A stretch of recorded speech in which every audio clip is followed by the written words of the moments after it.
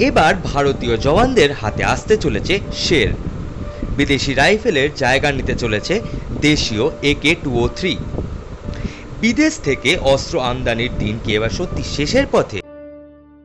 এই কয়েকদিন আগেই কলকাতায় একটি সায়েন্স এক্সিবিশনে গিয়ে ভারতীয় সৈনিকদের ব্যবহৃত বিভিন্ন রাইফেল হাতে তুলে দেখছিলাম। সেই রাইফেলগুলির কোনোগুলি সুইডেনের তৈরি তো কোনোগুলো রাশিয়া। একমাত্র ইনসাস দেখেছিলাম যেটি ভারতে তৈরি। কিন্তু আশা করছি যখন পরের বছর আবার এই সায়েন্স এক্সিবিশন হবে তখন সেখানে গিয়ে ভারতে তৈরি AK-203 হাতে তুলে নিতে পারবো, কারণ এই রাইফেলের ফায়ারিং ট্রায়াল সফলভাবে সম্পন্ন হয়েছে। আমেঠির Indo Russian Rifles Private Limited কারখানায় তৈরি হচ্ছে এই অত্যাধুনিক রাইফেল। এই সাফল্য শুধুমাত্র একটা রাইফেল তৈরির খবর নয়, এটি প্রতিরক্ষা ক্ষেত্রে ভারতের আত্মনির্ভর হয়ে ওঠার আরও একটি ধাপ। আপনার কি মনে হয়, দেশে AK-203 অ্যাসল্ট রাইফেল তৈরি হওয়ায় বিদেশি রাইফেলের ওপর কি নির্ভরতা কমবে ভারতীয় সেনার?